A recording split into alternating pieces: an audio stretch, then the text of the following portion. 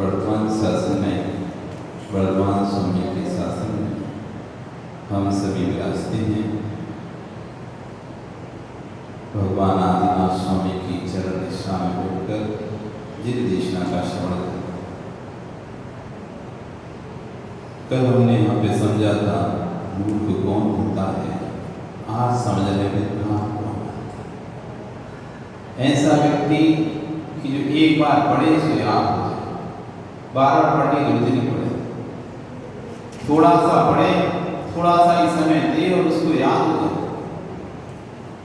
बहुत से लोग ऐसे थे जो कई बार पढ़ते, कई बार पढ़ते एक ही सब्जेक्ट को, एक ही विषय को, तब भी उसे याद नहीं कर पाते, बुद्धि में नहीं चढ़ता।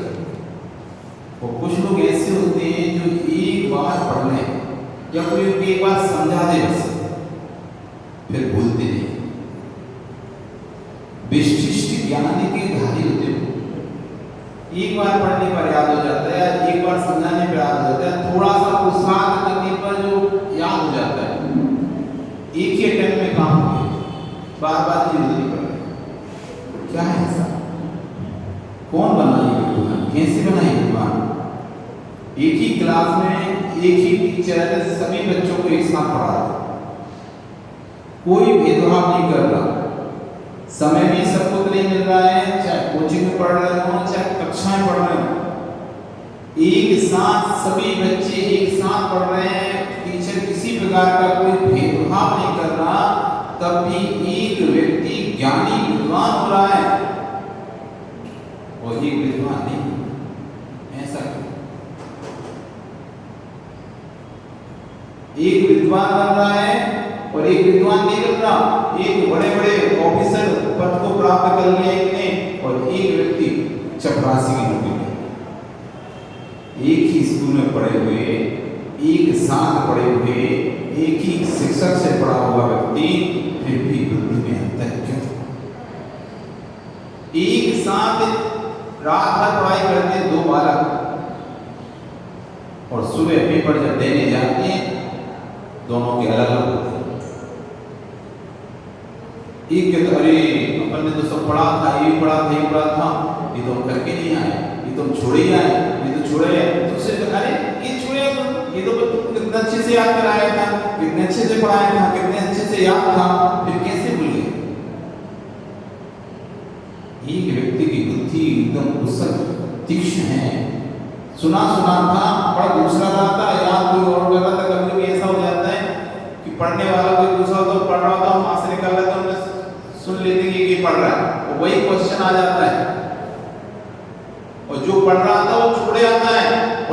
चलते चलते सुनाता वो करा।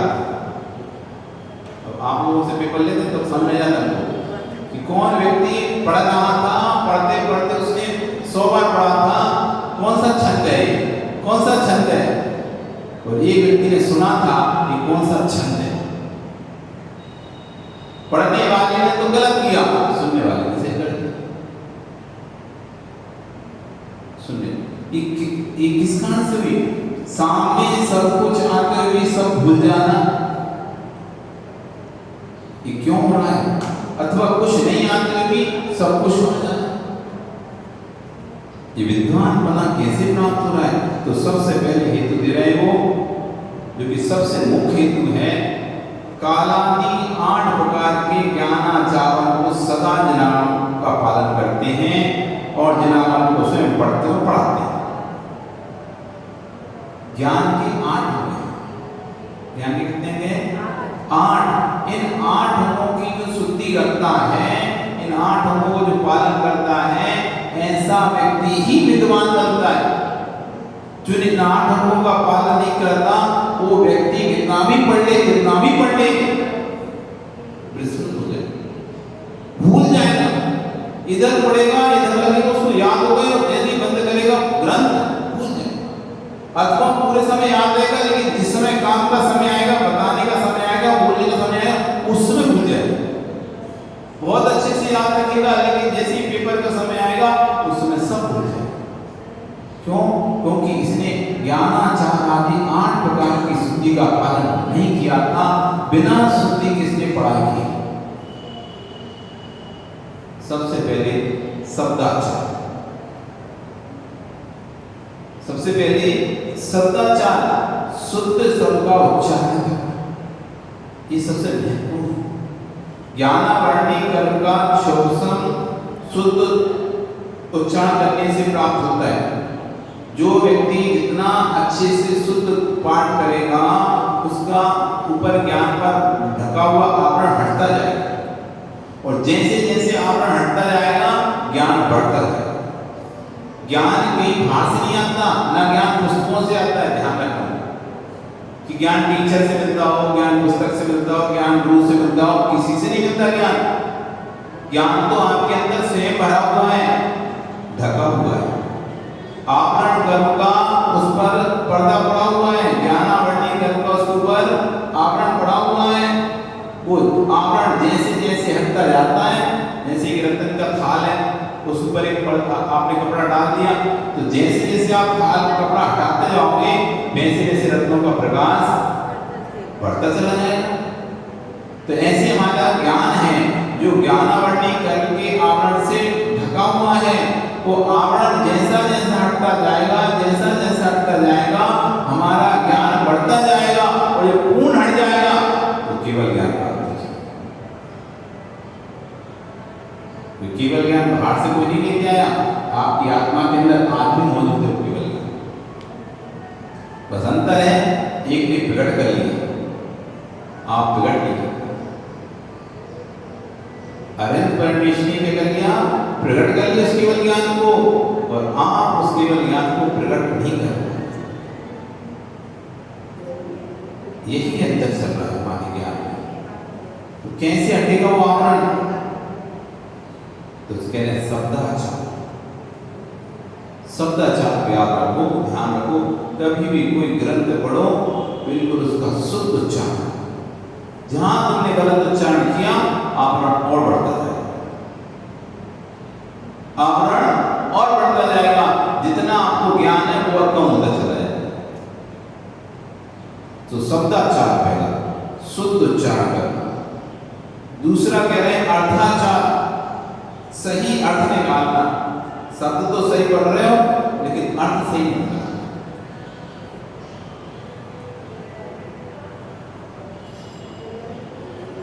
शब्द तो ये भी ज्ञान आवरण पड़ रहा है।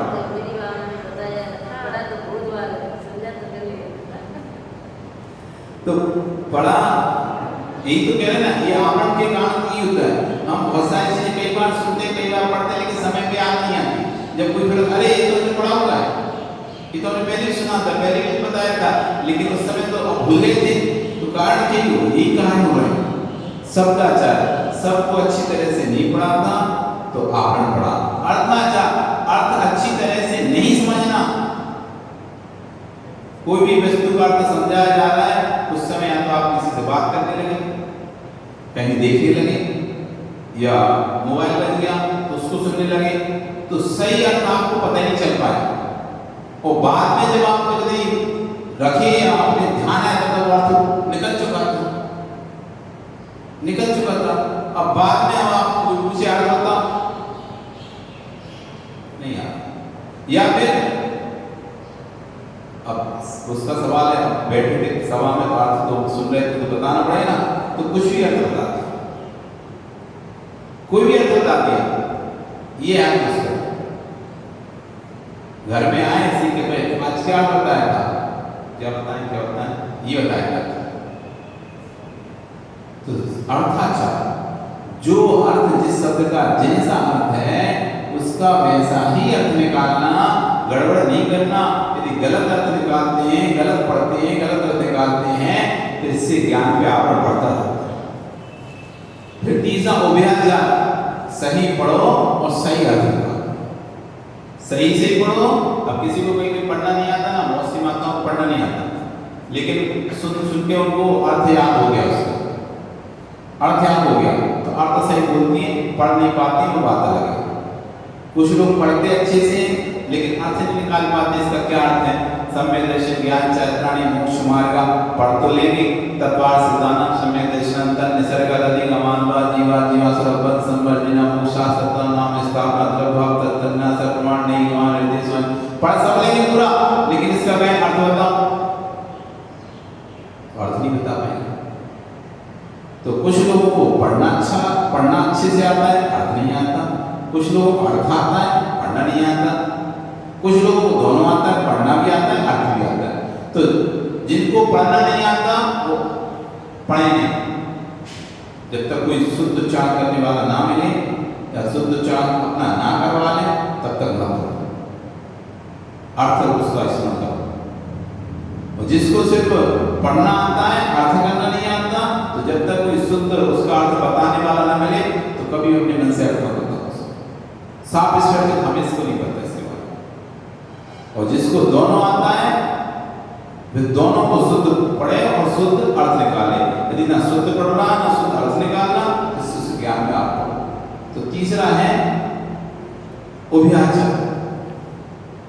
फिर चौथा है बहुमानाचार। बहुमान देना, बहुमान समझते हो, आदर देना। कोई आपके आता ना, कोई भी व्यक्ति आइए बैठिए, बढ़िया उसको सोफे पे बिठाते हो, उसकी आवाज करते हो, भगवान देते हो। कोई भी काम करे नहीं, आप ही तो किया, भगवान ने ना हमारे हम क्या आप ही तो थे इसलिए हो गया वो काम, हमारी इतनी थोड़ी हिम्मत थी हम कर पाते, या हमारी इतनी सामर्थ्य थी हम वो कार्य कर पाते, आप थे इसलिए हो गया, जबकि करा नहीं है, उसके होने से कुछ नहीं हुआ। लेकिन आपने भगवान देने के लिए कहते ना, आपके कारण से हो गया सब कुछ, आपकी आशीर्वाद था तो सब कुछ अच्छे से हो गया। हम क्या कर रहे हैं उसके लिए, भगवान दे रहे हैं, विशेष मान दे रहे हैं, बहुत मान देना, भगवान नहीं बहुत मान देना, मान सम्मान। तो जिनवाणी को, आगम को, जिसको भी आप पढ़ रहे हो, गुरु को, जिस भी गुरु से पढ़ रहे हो, जिस जिनवाणी से पढ़ रहे हो, उसको भगवान देना। अरे नहीं, जैसे आचार्य भगवान दे देना, मेरी क्या बुद्धि, हे भगवान आपकी भक्ति ही मेरे में ऐसा शक्ति उत्पन्न कर रही, मेरे अंदर कोई शक्ति नहीं थी। क्या कैसे आचार्य भगवान देते हैं, भगवान आपकी भक्ति के कारण ही सब हो रहा है। आपकी भक्ति नहीं होती तो मैं इतने बड़े समुद्र को, जैसे कोई समुद्र को हाथों से लाना असमर्थ है, एक और ऐसे समुद्र को जिसमें कि प्रलय काल की हवा से तूफान उठ रहा हो और बड़े बड़े मच्छर घड़ियाल हो, ऐसे समुद्र को हाथों से लाना तो बिल्कुल ही असंभव है। आपके गुणगान करना तो संभव है, लेकिन फिर भी आपकी भक्ति इसमें कारण बन रही है। जैसे कि हिरणी अपने बच्चे की रक्षा करने के लिए स्नेह के कारण सिंह से भी लड़ जाती है, जबकि उसे पता रहता है सिंह से उसका कोई मुकाबला नहीं है, लेकिन अपने बच्चे के स्नेह में वो सिंह से लड़ सकती है, तो मैं भी आपकी भक्ति के उसमें बस में आकर आपकी स्तुति कर सकता हूँ। मतलब उस समुद्र को भी पार करने के लिए कूद जाता हूँ जिस समुद्र में मगरमच्छ भयाल है। सिर्फ आपकी प्रति मेरी आस्था है, भक्ति है। आप ही के कारण से जो होगा सब आपके ही कारण से हो रहा है। ऐसे आदर देना, बहुमान देना, ऊंचे स्थान पर विराजमान करना। आपके घर में गुरु आए तो आप ऊंचे स्थान देते नहीं देते, बहुमान देते नहीं देते, खुद नीचे बैठते हैं और उनको ऊपर उठा कर गुरु जी कहाँ बैठे, नीचे नहीं गुरु जी ऊपर बैठे। जब नई पार्टी पे बैठे तो हम भगवान देते। ऐसे जब भी जिनवाणी को पढ़े तो भगवान दे, ऐसा नहीं कि पैर पे रख ली और पढ़ रहे, जंगा पे रख ली और पढ़ रहे, लेट गए और पढ़ रहे, लेट लेट पढ़ रहे, दोनों पैर फैला के पढ़ रहे। कभी आपके यहाँ कोई मेहमान आता है तो आप उसके सामने पैर फैला के बैठते हो क्या? नहीं बैठते। भगवान देते हो, आप सम्मान देते हो, विशेष मान देते हो। ऐसी कभी भी जिनवाणी को पढ़ोगे और उसका आदर रखोगे, सम्मान रखोगे,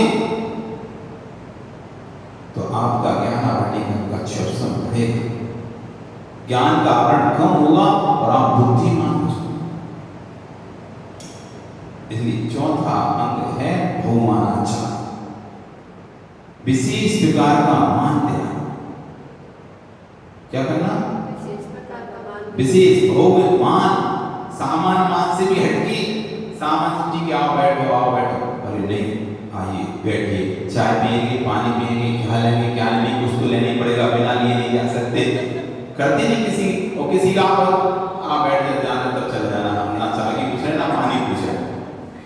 बहुत से लोग होते हैं ना, अब अपन को नहीं है बुलाना और वो आ गए तो ठीक है, आ गए तो बैठ जाओ और जब मर्जी हो तो चले जाए, अपन अपने काम में लगे।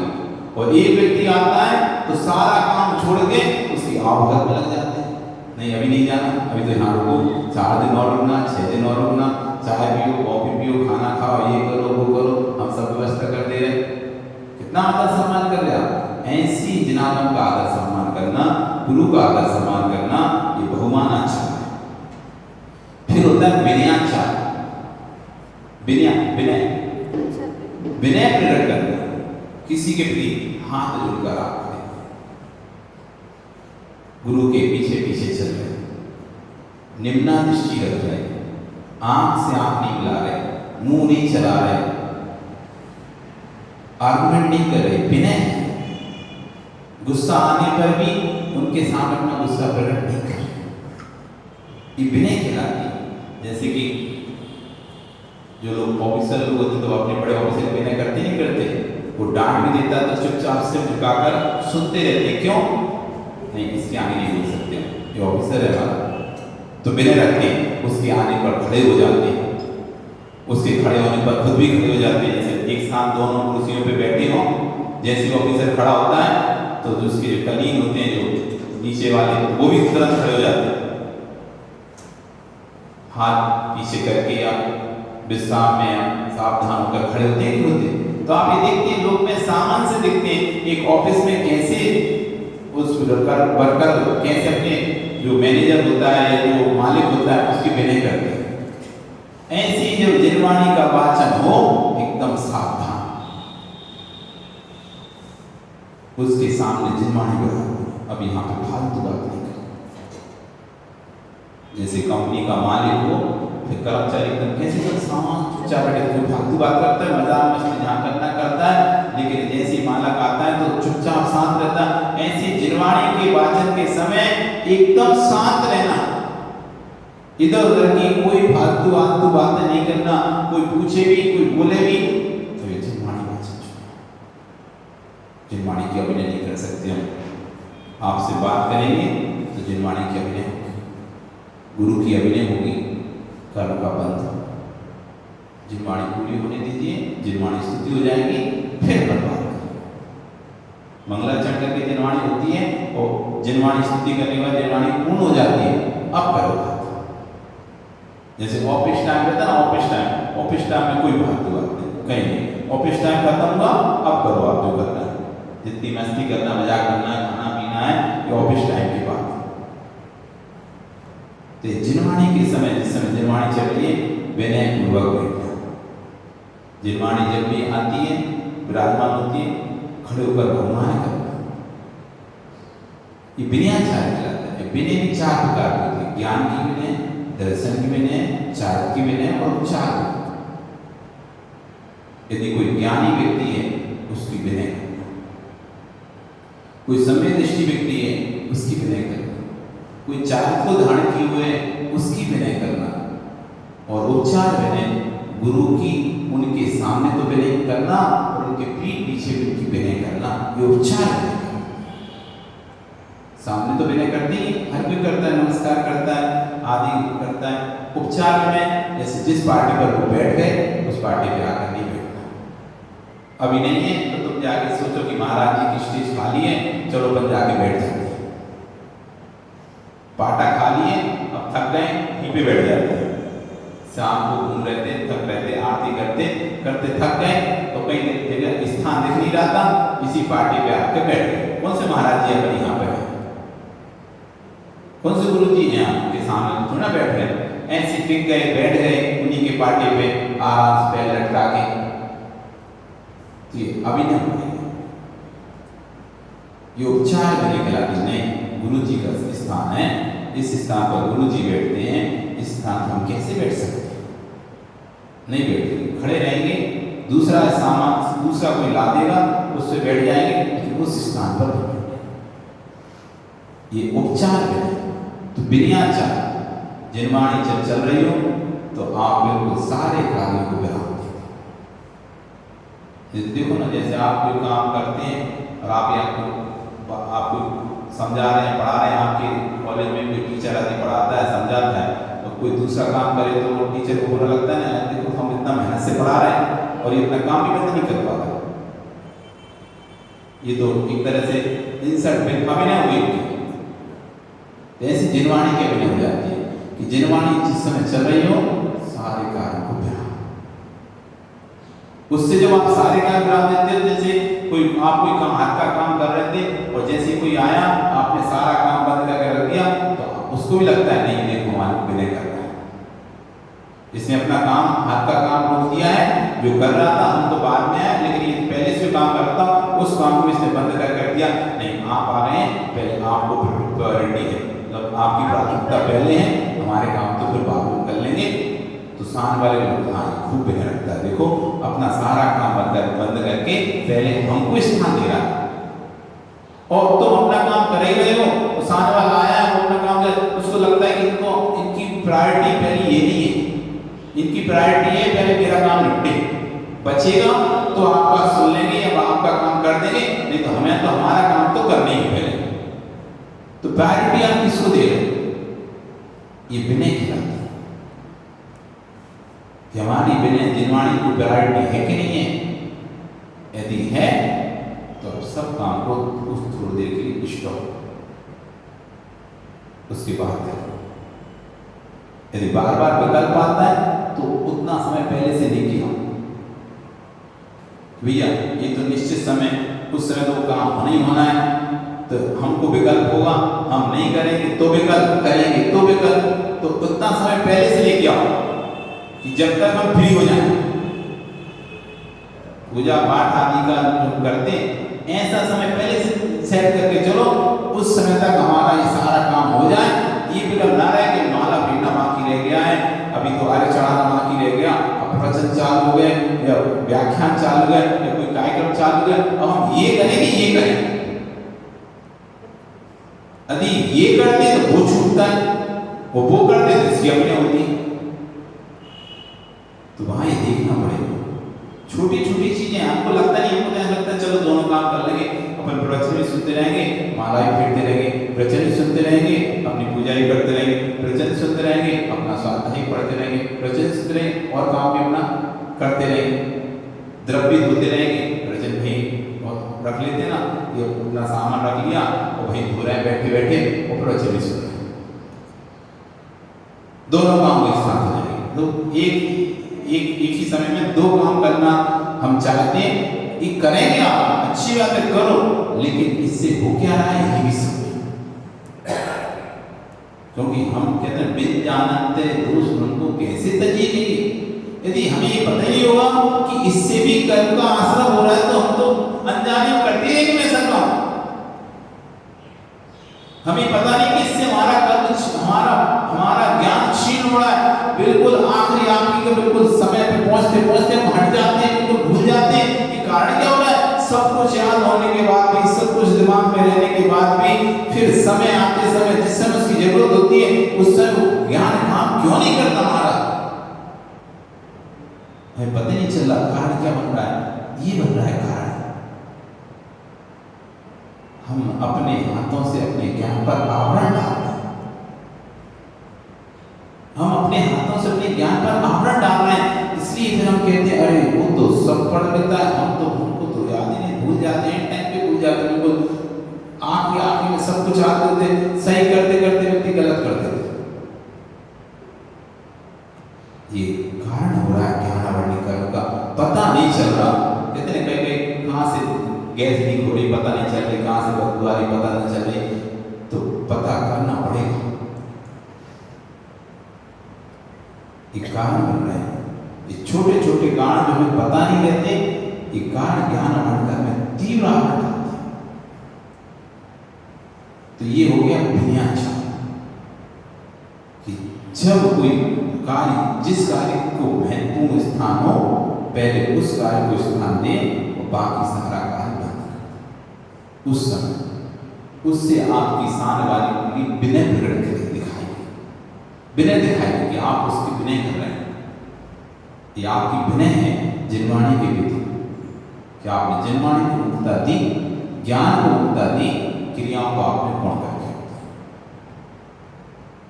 पहले ज्ञान फिर क्रिया। तो क्रियाएं तो तभी सही हो पाएगी जब ज्ञान सही होगा। ज्ञान व्यवस्थित होगा तो क्रिया व्यवस्थित होगी। अब ज्ञान ही तुम्हें कैसे 16 पहनते हैं तो तुम 16 पहनते भले रहोगे, लेकिन ये नहीं पता चलेगा 16 के 17 है। बहुत से लोग, ने एक बार बताया था ना कि बहुत से लोग क्या करते हैं, 16 पहनने के लिए कमरे के अंदर जाते हैं, दरवाजा या पर्दा लगा देते हैं, उसके बाद 16 पहनते हैं, उसका पर्दा हटाकर आ जाते हैं। तो उन्हें तो नहीं पता ना कि इसको ऐसा करने से भी 16 हो जाएगा। तो ज्ञान ही नहीं है, बस बोलते जी सिर्फ कपड़ा बदलना है तो बदल दिए, कपड़ा बदलना है बदल दिए, बुलाता है कपड़ा बदलना है तो बदल दिए।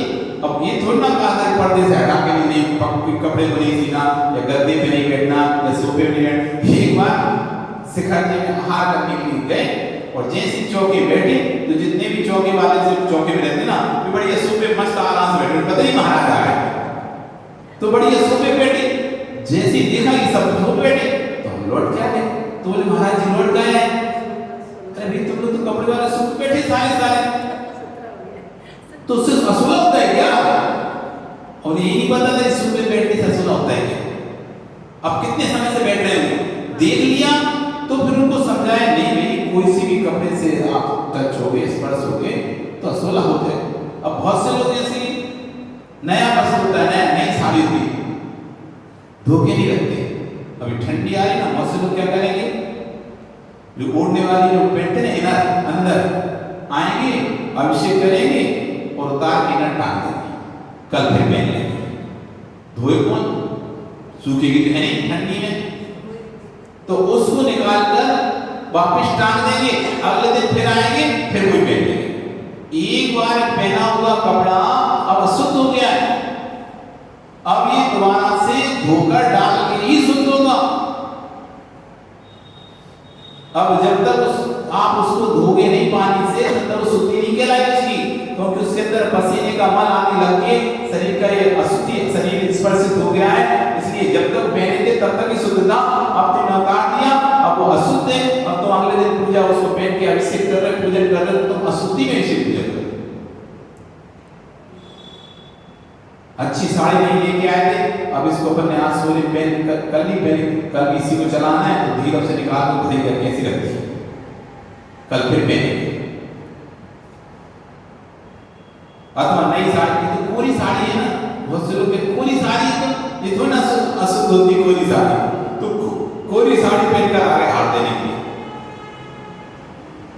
नई साड़ी पूरी एकदम बिना धुली हार देने के लिए आगे, तो वो भी अशुद्ध है। वो तब एक बार धुली नहीं है, कितने लोगों के हाथों से स्पर्शित है वो धागा, ये तो वो तो पूर्ण रूप से अशुद्ध है।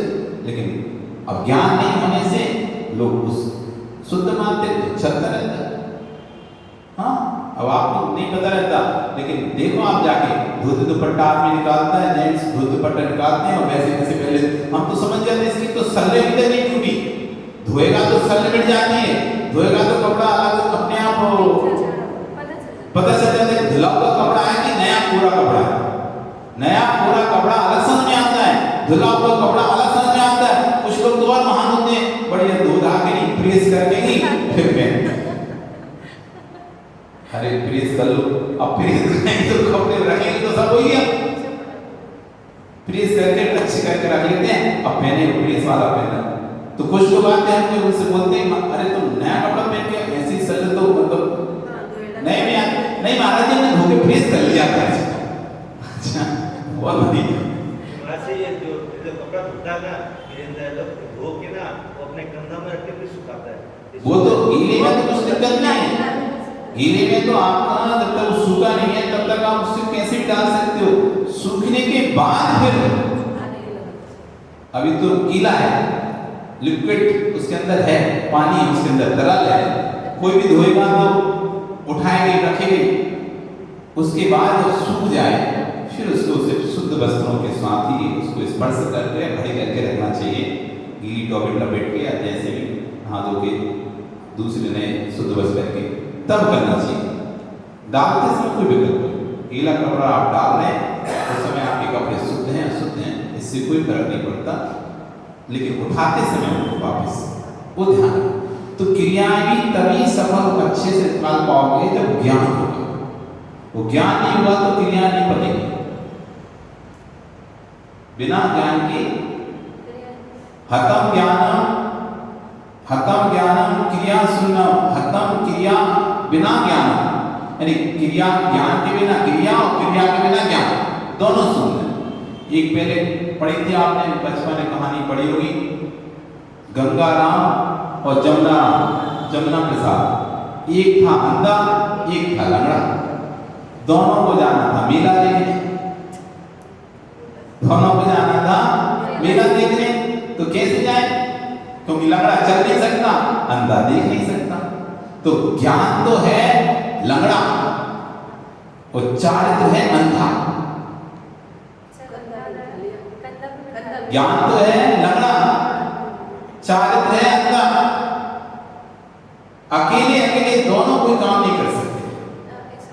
जंगल में लग गई आग, अब बचना है तो कौन बचेगा लंगड़े और अंधे में से बताओ? दो लोग हैं जंगल में, आग लग चुकी है चारों तरफ से, तो बचना है कौन बच पाएगा दोनों में से? अंधा बचेगा या लंगड़ा बचेगा? दोनों बच जाएंगे कि दोनों नहीं बचेंगे? अकेले अकेले दोनों नहीं बचेंगे, क्यों क्यों नहीं बचेंगे? एक भाग नहीं सकेगा और एक भागेगा तो दिशा पता नहीं किस दिशा में भागना है। एक को दिशा पता है तो चल नहीं सकता, लेकिन एक को दिशा नहीं पता, भाग तो सकता है लेकिन दिशा नहीं पता किस दिशा में भागना है। तो अलग अलग जहां दोनों रहेंगे तो दोनों ही हतम ज्ञानम क्रिया शून्यम, है ज्ञान आत्मा नष्ट हो जाता है जो क्रिया से शून्य है। हतम क्रिया बिना ज्ञान और बिना ज्ञान की क्रिया नष्ट हो जाती है। इसलिए जब अंधा लंगड़ा दोनों मिल जाएंगे तो अंधे के कंधे पर लंगड़ा बैठ जाएगा, अंधा लंगड़ा रास्ता दिखाता जाएगा, अंधा चलता जाएगा, तो दोनों उस जंगल की आग से बच जाएंगे। ये तो दोनों ही। इसलिए हमें कि जब क्रिया हो उसका ज्ञान होना जरूरी है। यदि ज्ञान नहीं है सिर्फ क्रिया कर रहे हैं, या ज्ञान ही ज्ञान है क्रिया नहीं कर रहे तो दोनों ही बेकार। अरे सोले का ज्ञान तो बहुत है, लेकिन कभी पैर दो सोला तो दो हार देने का ज्ञान तो बहुत है, सबको सिखा रहे हार दो तो क्रिया भी तो आचरण में तो लाओ ना। जिसका ज्ञान है उसको आश्रम में लाना चाहिए, और जो आश्रम में लाता है उसको ज्ञान होना चाहिए। नहीं तो पता चला जो आश्रम में ला रहा है उसको ज्ञान नहीं, वो जो कर रहा है उसी को लोग ने सही मान लिया, उसी को सही मान लिया, तो उल्टा और चल गया। तो यहां कह रहे हैं कालाचार, अब क्या था विनयाचार आएगा, विनयाचार अब आता है कालाचार। बहुमानाचार हो गया, विनयाचार हो गया, कालाचार, ये छठवां हो गया कालाचार। कौन सा? छठवां कालाचार। काल का ध्यान रखना, किस काल में पढ़ाई करना चाहिए, किस काल में पढ़ाई नहीं करना चाहिए। अकाल में यदि पढ़ाई करोगे, जो पढ़ने का काल नहीं है, उस काल में यदि आप पढ़ाई करोगे तो तीव्र ज्ञान का आवरण आपके ज्ञान पर पड़ जाएगा। संधि काल कभी भी पढ़ाई के काल नहीं होते, चाहे जिन धर्म की पढ़ाई हो, चाहे आपकी सामान्य लौकिक पढ़ाई हो, संधि काल में पढ़ाई नहीं की जाती। संधि काल में तो चिंतन किया जाता है, जो आप पढ़ चुके हो,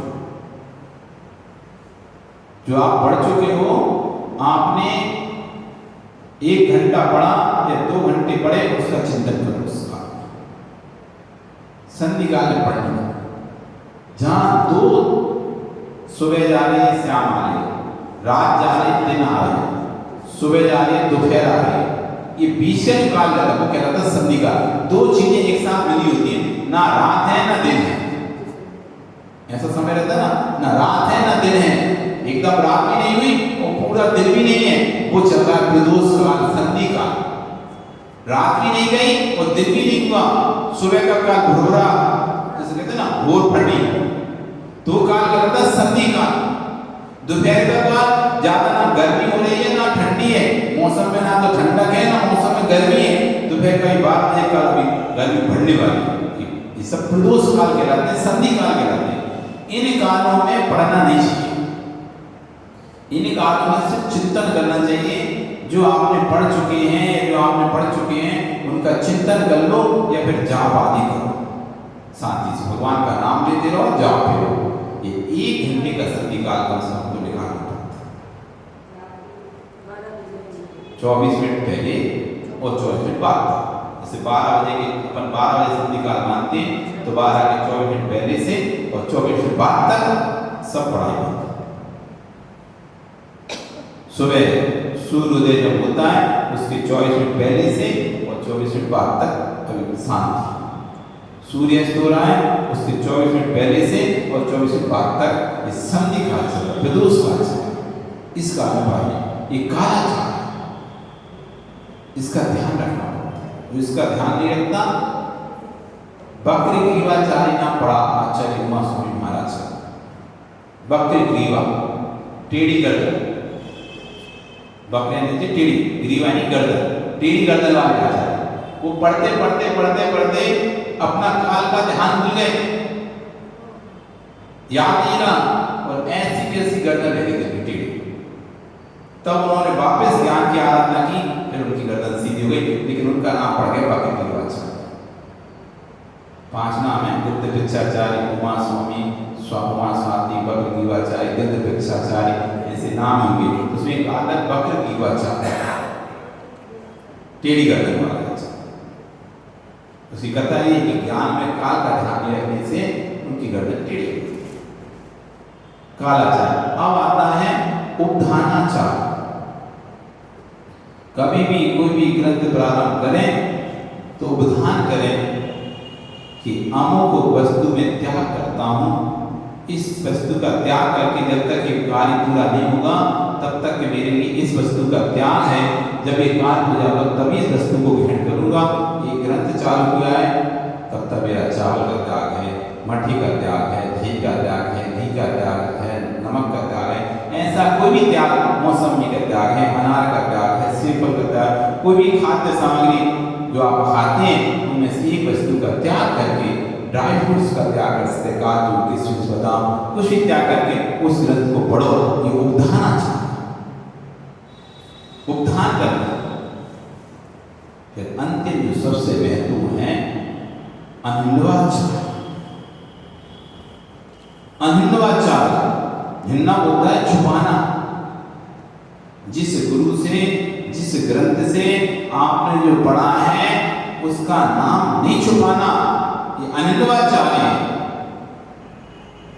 आप जहां से पढ़ के आए स्पष्ट बोलो, हम उस ग्रंथ से वाक्य पढ़ के आए। आपने बोला अरे कितना अच्छा, कितनी अच्छी बात बोले महाराज जी, कितनी अच्छी बात बोले महाराज जी, और हम भूल जाए हाँ देखो अपनी प्रशंसा कर रहे हैं, तो हम चुपचाप नहीं भैया ये हम नहीं बोले, ये तो आचार्य ने इसमें लिखा था, तो वहां से पढ़ के सुनाया है। अमुक ग्रंथ में आचार्य ने लिखा है, पूरा पूछ रहा है इतनी अच्छी बात आप कहां से बोले, अरे नहीं हमें ऐसा विचार आया, सोचा, चिंतन किया, ऐसा क्रेडिट अपना ले लिया पूरा, जबकि पढ़ के आए थे दूसरे ग्रंथ से और उसका नाम छिपा लिया, किस ग्रंथ से पढ़े थे, अथवा किसी ने गुरु ने आपको पढ़ाया था, सुनाया था, फिर आप चले गए, कालांतर निकल गया, फिर आपने कहीं सभा में वो शब्द बोले और लोग आपको ताली बजा रहे हैं और आप ये नहीं बता रहे ये मेरा नहीं है शब्द, ये तो अमुक व्यक्ति से मैंने सीखा था, उसने मुझे उसी का रचित है। ये अनिंदवाचार्य कहलाता है कि उसका नाम लेना, दूसरे की कृति पर अपना नाम नहीं डालना, चोरी नहीं करना, जिसकी कृति है उसमें मेंशन करना कि अमुक कृति से हमने ये पद लिया है। आपने अपना कोई ग्रंथ लिखा, आपने कोई पुस्तक लिखी, तो उसमें जहां से आपने लिया है और आपने मान लो का रेफरेंस नहीं दिया तो लोग यही समझेंगे इन्होंने लिखा है पूरा। यदि आप रेफरेंस देते तो लोग समझ जाते हैं इन्होंने वहां से लिया है, इनका नहीं है, लेकिन आप ये बताना नहीं चाहते मैंने कहां से लिया है, और आपने कहीं का कोई भी रेफरेंस नहीं दिया और अपनी पीएचडी की और पूरा अपने नाम पे धर लिया, तो नन्ना हो गया। इससे ज्ञान मणिकरण का बंद होता है। जिस गुरु से, जिस शास्त्र में हमने पढ़ा है उस गुरु, उस शास्त्र का नाम नहीं छुपाना, ये अनिंदवाचार्य नाम का 8वां ज्ञानाचार्य का भेद है। तो जो 8 प्रकार के ज्ञानाचार्य के साथ सदा जनागम को स्वयं पढ़ते हैं, औरों को पढ़ाते हैं, धर्म की स्थिति की उसका व्याख्यान करते हैं, धर्मोपदेश के द्वारा अनेक भक्तियों को बोध देते हैं, स्वयं निर्मल धर्म प्रवृत्ति को करते हैं, हितकारी और सत्यवचन बोलते हैं और लोक में कभी भी सत्यवचन नहीं बोलते, वे पुरुष शुद्ध ज्ञानावरण करके सबसे विद्वान और जगत पूज्य, विद्वान भी होते हैं और जगत में पूज्य होते हैं। इसलिए यदि आपको विद्वान बनना है और जगत पूज्य बनना है तो ज्ञानावरण के 8 अंगों को जरूर ध्यान रखें और उनका पालन करें, तो आप नियम से ज्ञान में प्रकांड विद्वान बन जाए। आज आपका समय हो गया, कल फिर हम यहाँ पर समझेंगे कि कौन व्यक्ति है जो शुभ कार्यों में आगे रहता है, या जिसके भाव शुभ कार्य में आगे लगते हैं। हर कोई शुभ कार्य होगा सबसे पहले खुद आ जाए, कोई आए नहीं आए हम करेंगे, हम आएंगे, हम करवाएंगे, हम करते हैं, हम आगे आते हैं। इस तरह जिसके शुभ कार्य में हर समय भाव रहते हैं, जिनवाणी सुनना तो सबसे पहले, हार देना तो सबसे, कोई भी कार्य करना है, धार्मिक कार्य, अनुष्ठान है, जाप है, व्रत है, सब में आगे जो रहता है, शुभ कार्य में जिसका मन लगता है आगे करने का, किस कर्म का उसने पूर्व में ऐसा कौन सा कर्म किया था जिससे इस वक्त उसको शुभ कार्य में आगे रहने का भाव प्राप्त होता है। ये हम कल यहाँ पर समझेंगे। आज हमने समझा कि कौन व्यक्ति विद्वान बनता है, कल समझेंगे कि कौन व्यक्ति शुभ कार्य में आगे रहता है। नमो